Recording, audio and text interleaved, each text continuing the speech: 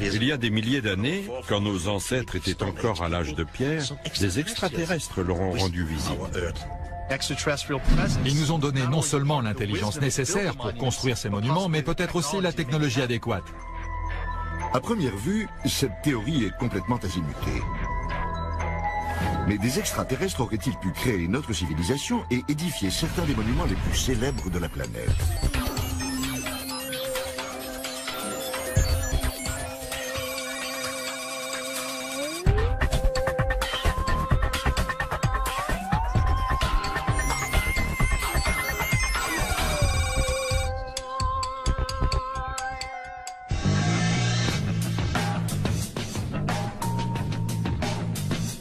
Ces monuments cyclopéens se retrouvent partout sur Terre. Tout le monde sait qu'ils ont été construits il y a des millénaires par nos ancêtres. Mais si tout le monde se trompait? Selon les livres d'histoire, des constructions comme les pyramides ou Stonehenge sont l'œuvre du génie humain et ont marqué le début de notre civilisation. Mais ces monuments soulèvent des questions obsédantes. Par exemple, pourquoi sont-ils apparus si subitement?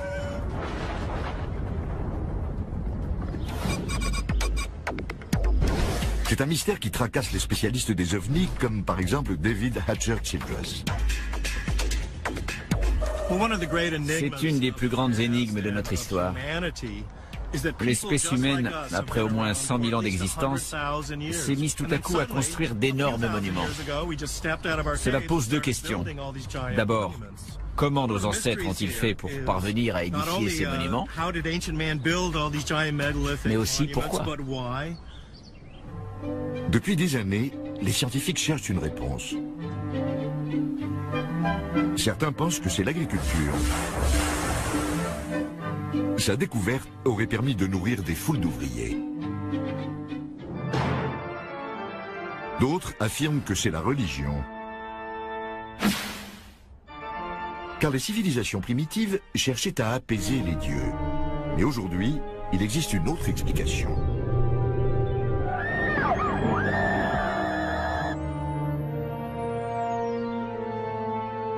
D'aucuns affirment que ces monuments ont été conçus par des extraterrestres à la technologie avancée, qui seraient venus sur Terre il y a des siècles.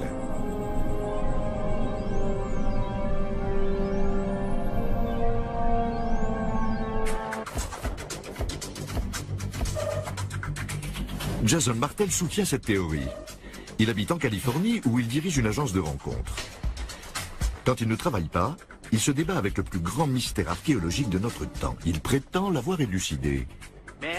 Il était tout à fait possible à un groupe de 100 000 hommes de soulever et mettre en place les énormes blocs des pyramides.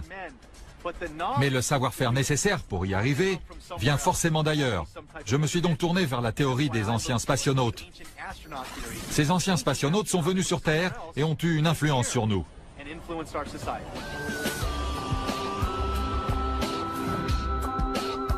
Jason prétend que cette théorie répond à bien des questions sur nos monuments les plus anciens. Par exemple Stonehenge. Comment les Bretons de l'âge de bronze ont-ils fait pour traîner des pierres de 5 tonnes sur plus de 250 km? Et ce bloc de 1000 tonnes à Baalbek, au Liban, il pèse aussi lourd que 3 Boeing 747. Comment transporter une telle masse? Mais la plus grande controverse concerne les pyramides de Gizeh. La plus grande est constituée de 2 500 000 blocs de pierre. Elle a été achevée en 20 ans et elle est en alignement quasi parfait avec le pôle Nord à 1/10 de degré. Selon les experts, l'explication est simple. Les Égyptiens de l'Antiquité étaient extrêmement intelligents. Ils travaillaient très vite et très bien et ont donc mis sur pied toute une industrie touristique en l'espace de 20 ans. Les adeptes comme Jason Martel ne sont pas convaincus. Ces sites archéologiques montrent des signes d'un génie qui n'est pas attribuable aux hommes de l'époque. Ils vivaient encore dans des huttes en argile et utilisaient des outils de pierre. Ils ne disposaient pas des mathématiques ou de la géométrie nécessaires pour concevoir de tels bâtiments. Comment ont-ils fait pour ériger Stonehenge? Comment ont-ils pu aligner à 1/10 de degré près la pyramide de Gizeh avec le pôle Nord? Que disent les égyptologues de tout cela? Qu'il n'y a aucun mystère. D'après eux, les archéologues ont trouvé des preuves suffisantes près des pyramides. On sait tout ce qu'il faut savoir dans les grandes lignes. On a trouvé les baraquements où les ouvriers habitaient, ainsi que les tombeaux des architectes. Pour certaines des pyramides inachevées, on a même les rampes qui servaient à guider les blocs jusqu'à leur emplacement. Donc, bien que les détails nous échappent, le déroulement général est évident.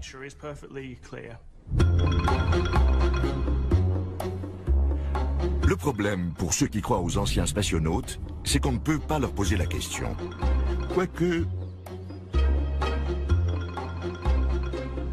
Lisa Royal-Holt affirme que les extraterrestres ont bâti nos plus anciens monuments. Lisa est un médium intergalactique en liaison directe avec une extraterrestre du nom de Sacha. Celle-ci habite à des dizaines de milliards de kilomètres, mais par chance, on capte très bien ses appels. À vous l'antenne, Lisa. Terrien, je vous salue. Je suis Sacha. C'est un plaisir d'être en votre compagnie. Nous sommes ravis que vous vous intéressiez à nous. Nos intentions envers les Terriens sont pacifiques, basées sur l'amour et la joie. Merci, Lisa. Je veux dire, Sacha. Voilà qui est rassurant. Mais les pyramides, alors, qui les a construites? Mes ancêtres étaient venus sur Terre à la recherche d'une planète à coloniser. Les monuments que nous avons construits avaient le plus souvent un usage scientifique.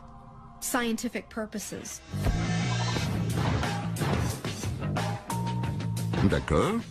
Nous reparlerons bientôt des extraterrestres et de leurs expériences sur Terre. Mais d'abord, je vous présente le fondateur de la théorie des anciens spationautes. C'est lui, la bête noire préférée des scientifiques et des archéologues. Les archéologues traditionnels n'aiment pas les mystères. Ils ont réponse à tout. Il leur suffit d'affirmer quelque chose et le monde entier est censé y croire.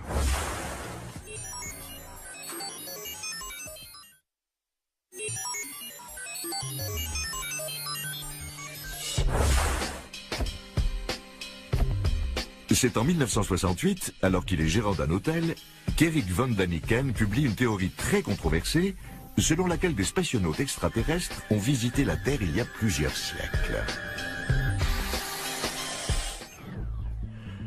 On avait déjà suggéré que des extraterrestres étaient venus sur Terre lors de notre préhistoire.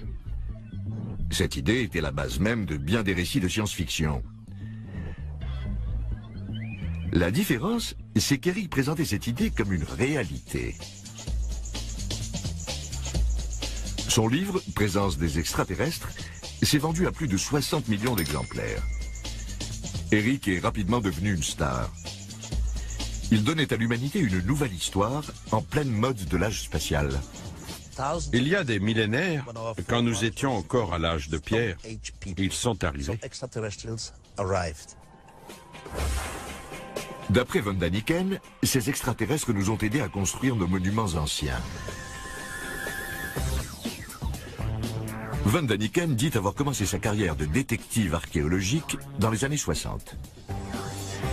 À une époque où d'autres se droguaient et manifestaient, lui réfléchissait, planté devant des bâtiments anciens, notamment la Grande Pyramide de Gizeh.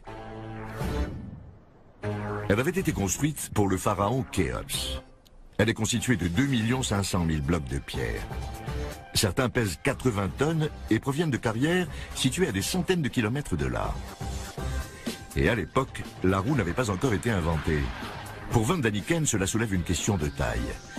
Eh non, ce n'est pas pourquoi les extraterrestres ne nous ont pas donné l'idée de la roue, c'est une toute autre question. Ceci est le plus grand monument façon'est par l'homme. Il mesure 137 mètres de haut et pèse 30 millions de tonnes. Ce n'est pas une mince affaire pour ces premiers architectes qui sortaient tout juste de l'âge de pierre.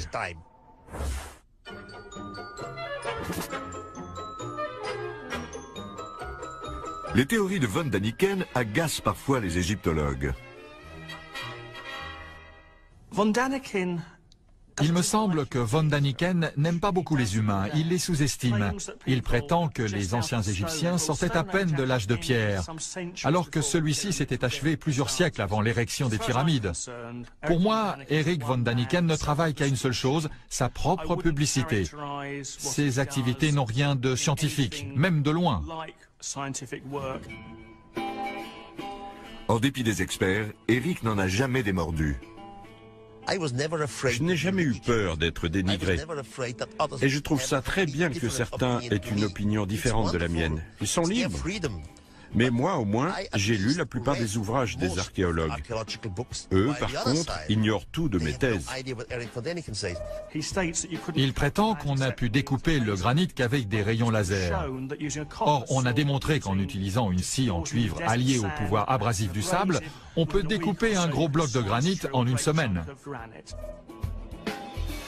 D'après les experts, donc, les Égyptiens n'ont pas eu besoin de rayons laser ou d'ovnis pour leurs travaux. Ils n'ont eu besoin que d'huile de coude. Le transport des blocs n'est pas un problème. Des égyptologues ont fait l'expérience avec de grands groupes de volontaires et un gros bloc de pierre. Il suffit de tirer. Certains blocs, comme le plafond de la chambre funéraire du roi, venaient d'Assouan. Mais Assouan est à 1000 km de là. Ce n'est pas une sinécure. Il existe une sculpture qui montre des ouvriers en train de traîner une statue énorme. Ils ont fait ça simplement à la force du poignet. Le transport de ces blocs de pierre n'a rien de mystérieux. Et c'est vrai. Sur cette sculpture illustrant la construction des pyramides, on ne voit pas un seul extraterrestre. S'il y en a, ils sont déguisés en égyptiens. Comme par hasard, cette sculpture ne figure dans aucun des livres de von Daniken. Je ne sais pas pourquoi certaines personnes ne comprennent pas que ces monuments ont été construits par les hommes qui vivaient à cette époque-là, dans ce pays-là. C'est pourtant d'une logique irréfutable. Il y a d'autres détails bizarres dans la théorie de von Daniken. Par exemple, après le départ des extraterrestres, les hommes auraient construit des pyramides à l'aide de la technologie léguée par ces mêmes extraterrestres. Mais comment ? Ça aussi, c'est un mystère. Autrement dit, il ne sait pas. Selon lui, les tombeaux des pharaons étaient en fait des tentatives ingénieuses pour imiter la technologie cryogénique des extraterrestres, afin de conserver les morts dans un état de vie suspendu. Von Daniken a rapidement été mis à l'écart et considéré comme un hurluberlu. Il l'est toujours. Mais les archéologues n'ont pas réponse à tout. Un détail agaçant reste inexpliqué. D'après les experts, la Grande Pyramide a été construite en 20 ans. Elle est constituée de plus de 2 millions de blocs.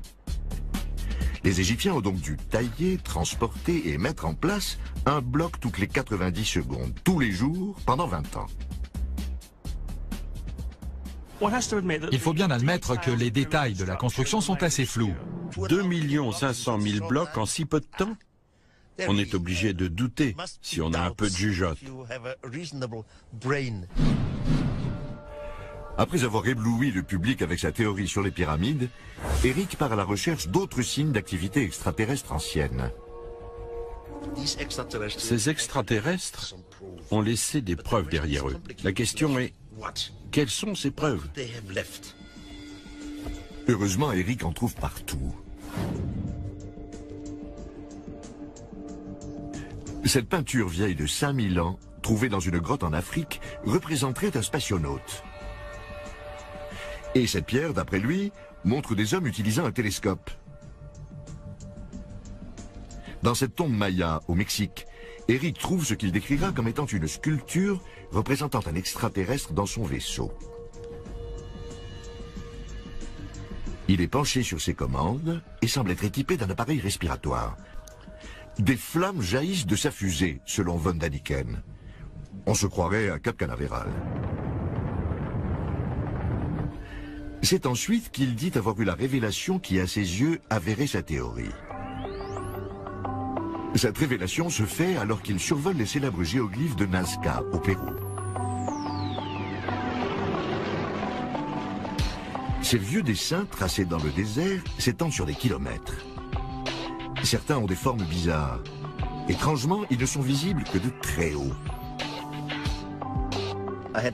J'ai été très impressionné par mon premier vol au-dessus de Nazca. Quand on arrive assez haut, on voit quelque chose qui ressemble à une piste d'atterrissage. Et on se dit, c'est fascinant, c'est incroyable. Et ce n'est pas quelque chose que font les autochtones en temps normal. Alors la question c'est, pourquoi l'ont-ils fait et pourquoi ici? D'après les archéologues, il s'agit de canaux d'irrigation ou de symboles religieux. Von Daniken prétend avoir une explication plus convaincante qui implique, eh oui, des extraterrestres. Le vaisseau mère était en orbite autour de la Terre. Depuis ce vaisseau, des véhicules plus petits venaient sur Terre à la recherche de minerais ou je ne sais quoi.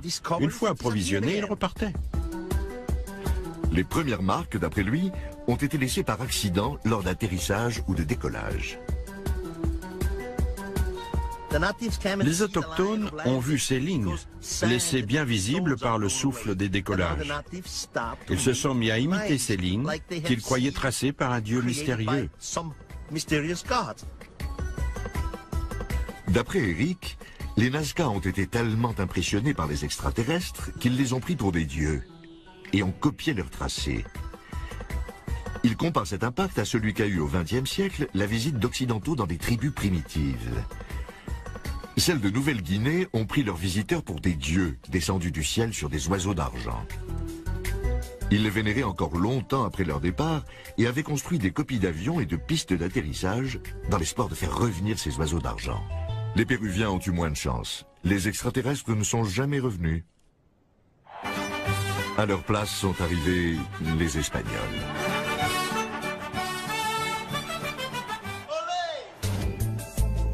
Eric est convaincu que partout dans le monde, nos ancêtres ont pris des extraterrestres pour des dieux. Cette conviction l'a fait renoncer à la religion catholique. En quoi ça a changé ma vie? D'abord, ça a changé ma religion. Je prie désormais une entité mystérieuse, mais qui existe. Dès qu'on arrive à une compréhension cosmique des choses, ça change notre point de vue sur la religion et sur ce qui est juste. Je n'ai plus rien à faire des cultes ni de la psychologie. Eric von Daniken donne une nouvelle explication au développement de notre espèce. D'après lui, les extraterrestres ont non seulement conçu les monuments anciens, mais aussi inspiré les principales religions. C'est une affirmation audacieuse. Mais il y a deux petits problèmes. Aucun spécialiste n'est d'accord avec von Daniken et aucune de ses preuves ne tient la route. Considérons le prétendu spationaute trouvé dans le tombeau maya. Les commandes de l'appareil et les flammes sont en fait des symboles mayas bien connus, comme celui-ci. Ce n'est pas une partie de la fusée, mais le visage du dieu de la Terre. Ces sculptures sud-américaines sont censées représenter des hommes utilisant un télescope. Un documentaire de la BBC a révélé qu'elles avaient en réalité été façonnées par cet habile fermier.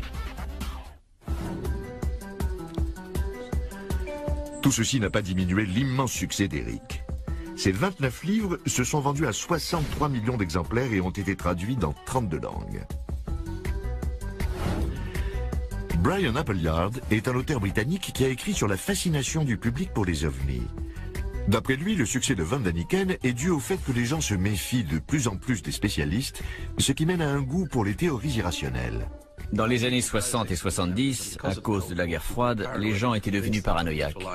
Ils étaient persuadés que les gouvernements leur mentaient, qu'on leur cachait des choses et que le monde n'était pas tel qu'on le leur décrivait. Ils étaient mûrs pour qu'on leur raconte une histoire extraordinaire.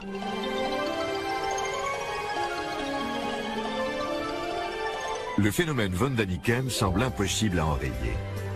Ses livres lui ont fait gagner tellement d'argent qu'il a ouvert son propre parc d'attractions qui met à l'honneur ses croyances peu orthodoxes. On y voit aussi des reproductions de certains monuments. C'est très joli. Nous avons le désert de Nazca et aussi Stonehenge. Et il y a un spectacle avec des lasers.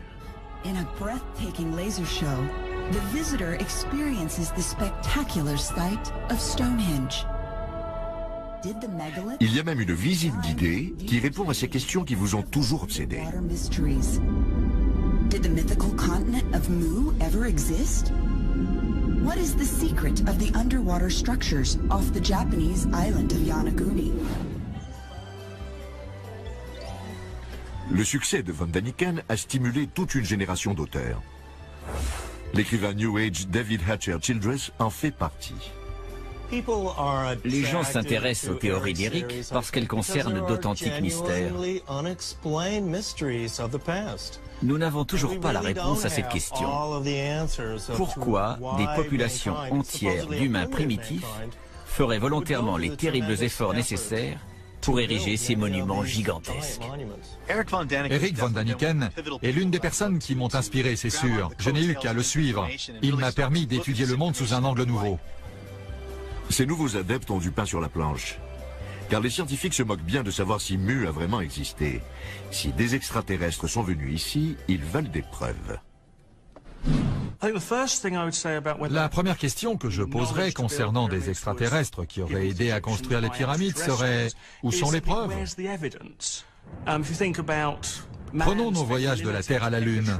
Ils sont comparativement très courts. Et pourtant, ils ont laissé une foule de débris dans l'espace.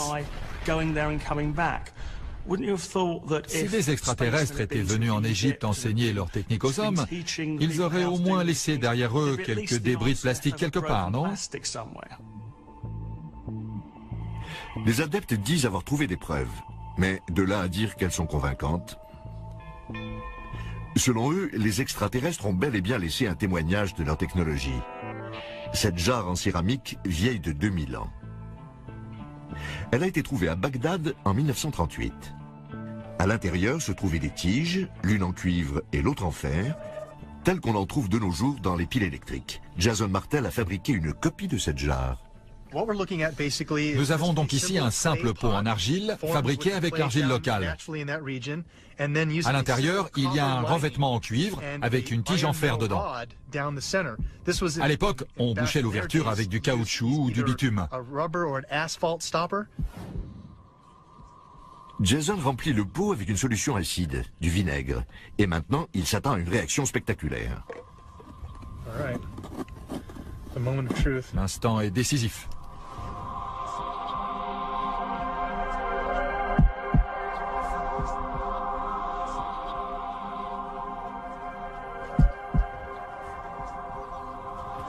On a déjà des chiffres au compteur. Vous voyez le pic? Il est énorme. Regardez, et voilà. Vous voyez? On fait du 4 volts.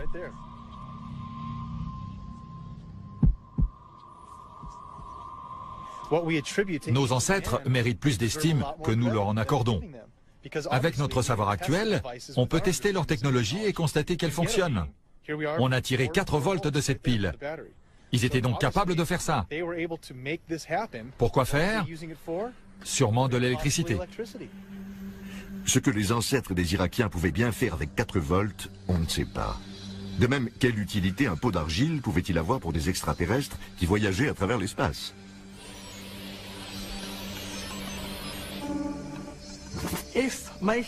Si la technologie spatiale consiste à fabriquer un pot d'argile, le remplir de vinaigre, y mettre un peu de cuivre et regarder tout ça faire des bulles, moi je veux bien. Au parc d'Eric, la pile électrique de Bagdad a une place d'honneur. Au même rang figure un autre objet fabriqué d'après un dessin égyptien. Eric prétend qu'il s'agit d'une ampoule électrique. D'après les égyptologues, c'est un symbole bien connu, un serpent dans une fleur. Quelle bande de rabat-joie! Eric est persuadé que les Égyptiens éclairaient les couloirs des pyramides à l'électricité. Quelqu'un a dû voler tous les fils électriques. Vous devez vous dire que les extraterrestres auraient pu nous apporter quelque chose de plus utile qu'une ampoule électrique. Cet homme est de votre avis. Il croit qu'ils nous ont apporté la technologie nécessaire pour puiser de l'énergie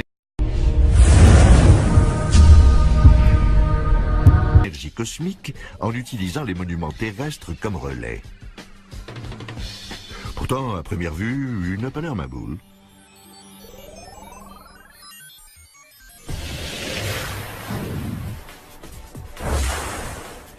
Une des choses qui nous caractérise, c'est que nous vivons dans de grandes cités dont les bâtiments sont très perfectionnés. Cela s'appelle la civilisation. C'est pour cela que beaucoup de gens rejettent l'idée que cette civilisation ait pu être créée par des extraterrestres. Ce qui forme le cœur de la théorie de von Daniken, c'est que des extraterrestres ont bâti les premiers grands monuments. Affirmer cela est une chose, mais expliquer pourquoi en est une autre. Est-ce qu'ils faisaient ça pour épater la galerie? Pas du tout, d'après cet homme. Nous l'avons trouvé caché à Stonehenge.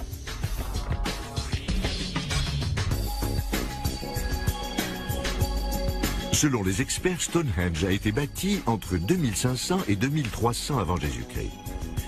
Ces blocs de 5 tonnes ont été charriés par les anciens Bretons sur plus de 250 km en signe de vénération du soleil. Tout ça est très intéressant, mais pas assez au goût de David Hatcher Childress.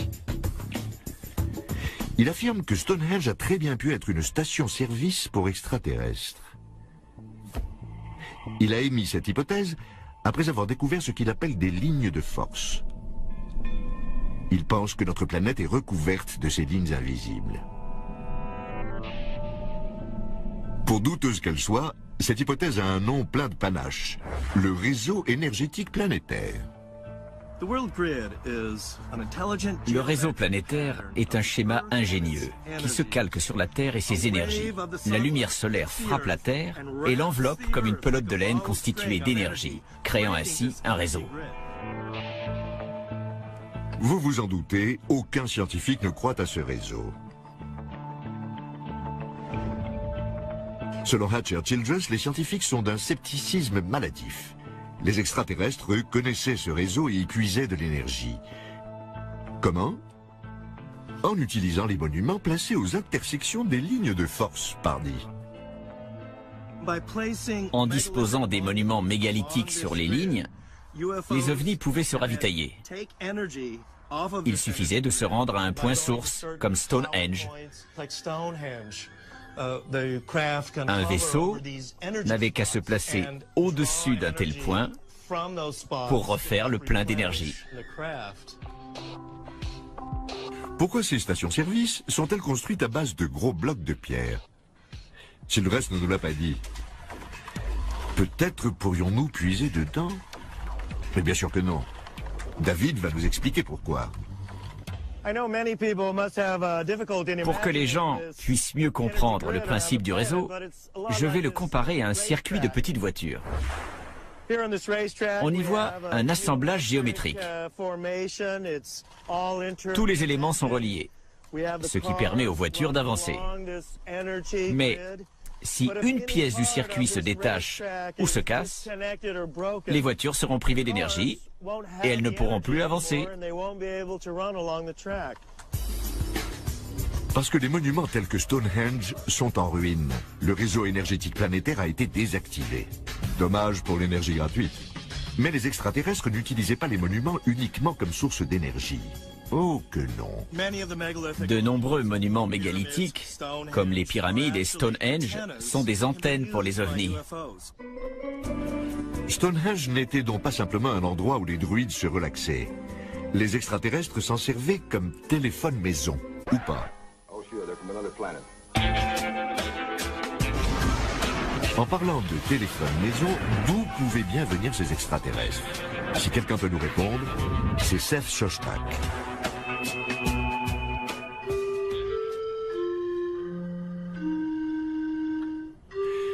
C'est lui qui dirige le projet SETI, un programme de recherche d'intelligence extraterrestre créé en 1984. Il s'agit de chercher à capter d'éventuels signaux radio émis par des extraterrestres. De nombreux scientifiques pensent que la vie est apparue sur d'autres mondes que le nôtre. Après tout, l'univers contient des billions d'étoiles. Seth Shostak a consacré sa vie à le prouver. L'univers est vaste et la plupart des étoiles ont des planètes. Il y a donc sûrement de nombreux mondes aussi accueillants que la Terre. La question est, la vie y a-t-elle éclos ou pas?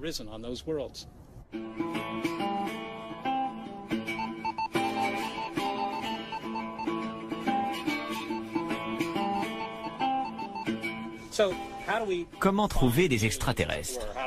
Ou en tout cas, comment les chercher?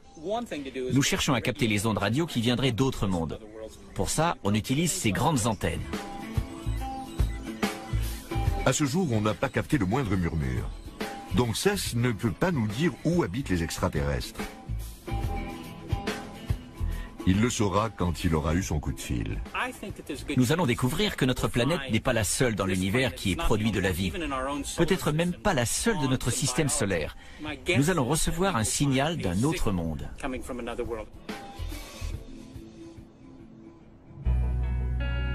La science est incapable de nous dire où les extraterrestres vivent, et donc d'où les anciens spationautes venaient.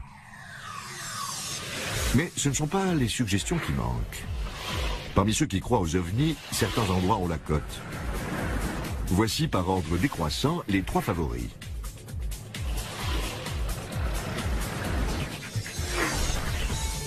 En numéro 3, Sirius, une étoile de la constellation du Grand Chien. C'est l'une des plus proches de notre système solaire. On la retrouve dans les hiéroglyphes égyptiens et dans bien des croyances traditionnelles. Dans cette tribu africaine, un mythe parle de dieux au visage de crapauds venus de Sirius. Ces dieux leur ont enseigné leurs rites sacrés. S'agissait-il de nos extraterrestres? Étaient-ils en mission?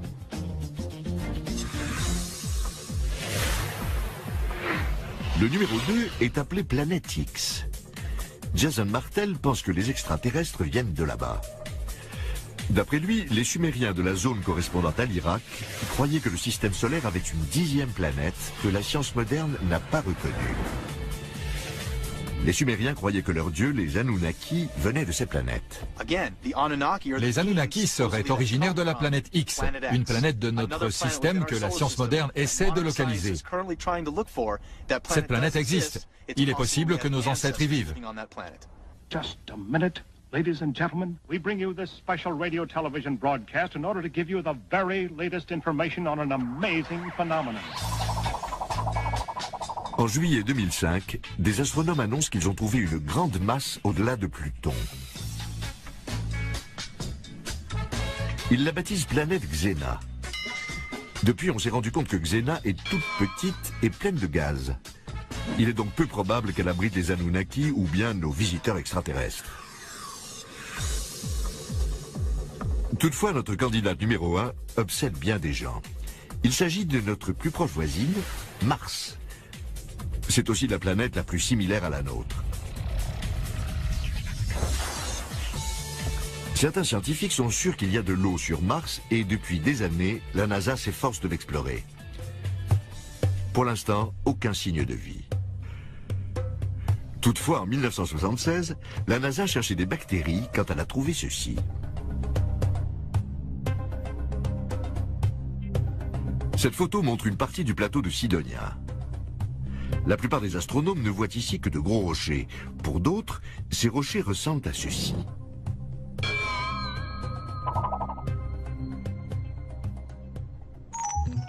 Voici un homme qui croit à cette ressemblance. Tom Van Flandern est un astronome renégat. Il est l'heureux propriétaire d'une théorie personnelle sur Mars et d'un sacré bric-à-brac. Selon lui, Mars est en réalité le satellite d'une planète où nos ancêtres ont évolué, puis qu'ils ont dû quitter précipitamment quand elle a explosé. Ils y auraient laissé certaines choses, dont des pyramides.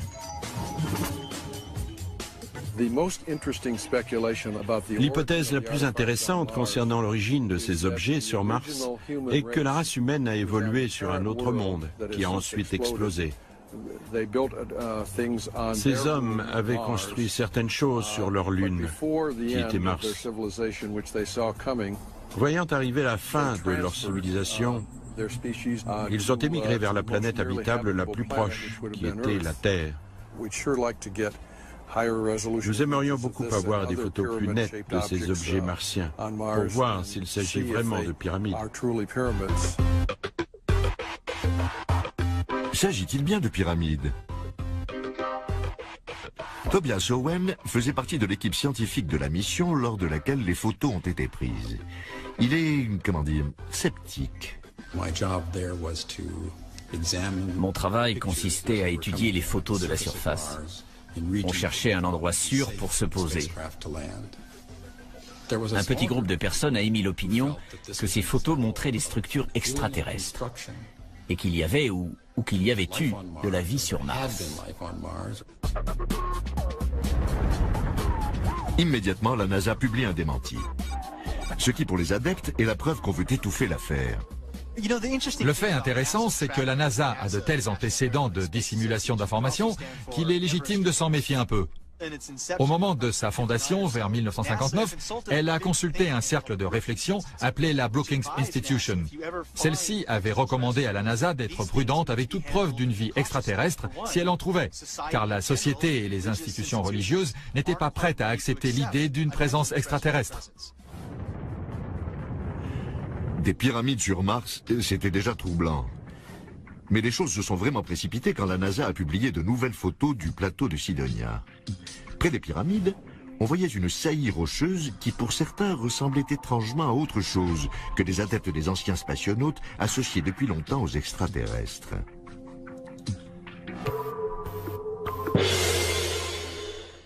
Eh oui, encore un site touristique égyptien. La NASA a commencé par appeler cette photo tête.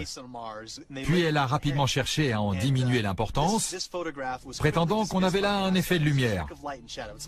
Non, il n'y a pas de visage, c'est un effet d'optique. Tu parles. Sur Mars, on a un visage et des pyramides. Sur Terre, un sphinx et des pyramides. Il y a forcément un rapport, un lien entre les deux planètes. Pour les scientifiques, ce n'est qu'un relief naturel. C'est un phénomène courant sur Terre. Il y en avait un dans le New Hampshire qui s'appelait le vieil homme de la montagne. C'est une formation rocheuse qui s'est écroulée en 2003. Il est naturel pour l'homme de chercher son image dans la nature. On en a ici un exemple, sauf que ça s'est passé sur Mars. L'explication rationnelle est donc simple. Les humains sont conditionnés pour voir des visages là où il n'y en a pas. Laissons la parole à une psychologue. Dès notre petite enfance, les visages sont très importants pour nous, à tel point que nous en voyons même là où il n'y en a pas. Cette assiette de haut plat ressemble beaucoup à un visage. On peut discerner les sourcils, les yeux, le nez et la bouche sans se forcer.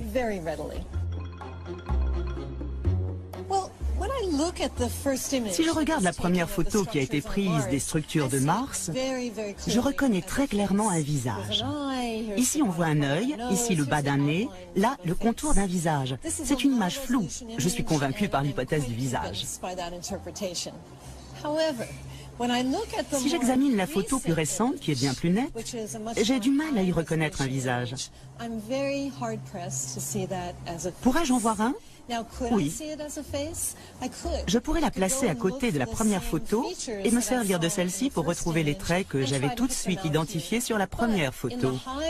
Mais en réalité, sur cette photo précise, qui laisse peu de place à l'ambiguïté, il est très difficile de voir un visage. Nous avons désormais des images très nettes de la surface de Mars, prises en ce moment même par la mission Mars Express. On y discerne des détails très précis et on ne voit aucune trace de construction. Mars n'a donc peut-être pas de sphinx ni de pyramide. Et pour l'instant, on n'y voit aucun signe de vie. Mais alors, d'où venaient nos extraterrestres préhistoriques ? Il est temps de consulter quelqu'un qui doit savoir. Une extraterrestre.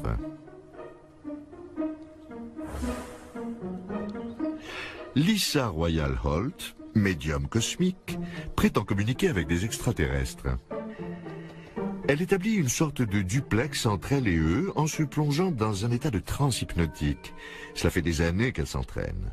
Ce n'est qu'à la fac, en suivant des cours d'hypnose, que j'ai appris à me plonger dans un état modifié de conscience. Je me suis alors rendu compte que j'étais très intuitive et que je recevais parfois des messages. Je suis capable d'entendre ou de percevoir ces communications et de les retransmettre verbalement.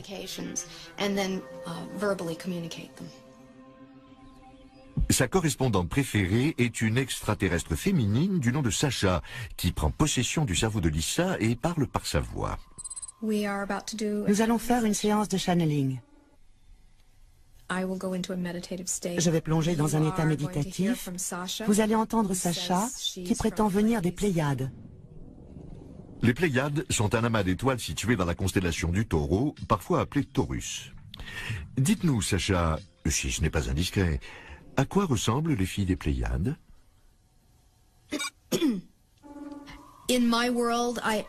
Sur ma planète, j'ai ce que vous appelleriez un corps, bien qu'il existe dans une dimension légèrement décalée. Je pourrais marcher dans vos rues et passer pour une humaine, mais en me regardant, vous sentiriez que j'ai quelque chose de différent. Sacha affirme que son peuple était un bâtisseur d'empires intergalactiques qui parcourait l'espace il y a des milliers d'années. Il prenait possession de nouvelles planètes et y bâtissait des monuments. Mars a été l'une de leurs premières colonies. Nous y utilisions certaines bases comme colonies. Ce que vous avez découvert sur cette planète n'est qu'une infime partie de ce que nous y avons laissé. Mars n'a été qu'une escale pour le peuple de Sacha. Bien vite, leur attention s'est tournée vers nous. Les ancêtres s'intéressent à la Terre depuis bien des lunes.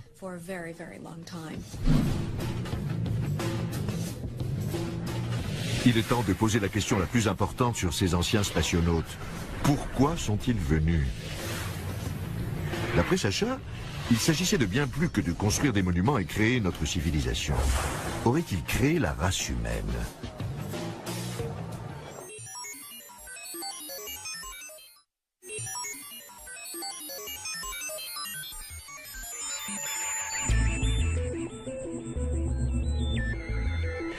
Si des spationautes extraterrestres sont venus ici il y a des millénaires, et rien n'est moins sûr, la question la plus évidente est pourquoi?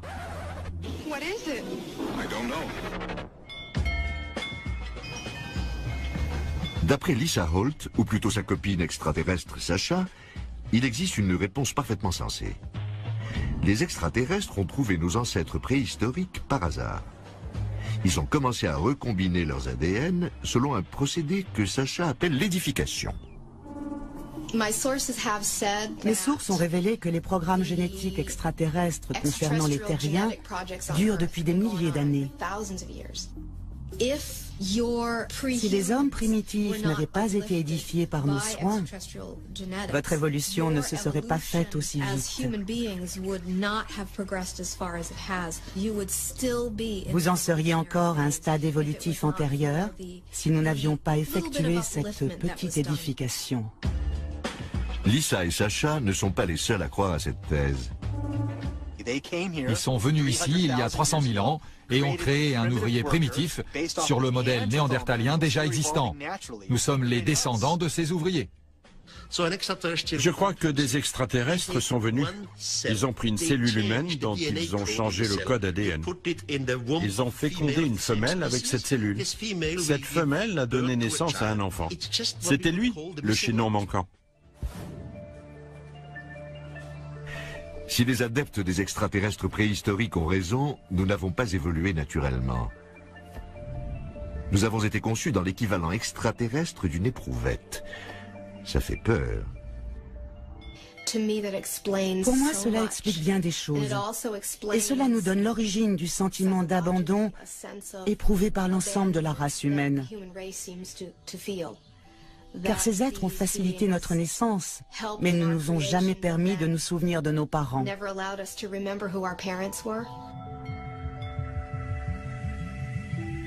À première vue, c'est un tas d'âneries. Mais la notion de ces extraterrestres vus comme nos créateurs a le mérite d'aller loin. D'après Brian Appleyard, on peut aussi y discerner le rôle qu'ont les extraterrestres dans notre culture actuelle. Pour le public, l'idée selon laquelle des extraterrestres seraient venus sur Terre nous donner leur technologie et nous guider est une thèse idéale à laquelle se raccrocher. Car l'un des problèmes de notre monde moderne, c'est que les gens n'ont rien à quoi se raccrocher. Et ce n'est pas dans l'histoire que nous donnent les scientifiques selon laquelle nous ne sommes rien que nous allons trouver du sens. La thèse des anciens extraterrestres nous donne une histoire. Avoir une histoire est fondamental chez les êtres humains. Quel que soit le réconfort que puisse nous donner l'histoire de ces extraterrestres, il y a de fortes chances pour qu'elle soit fictive. Mais si elle ne l'est pas, le plus grand monument qu'ils ont laissé derrière eux n'est peut-être pas une gigantesque prouesse technique comme une pyramide, mais peut-être une petite prouesse génétique. Nous,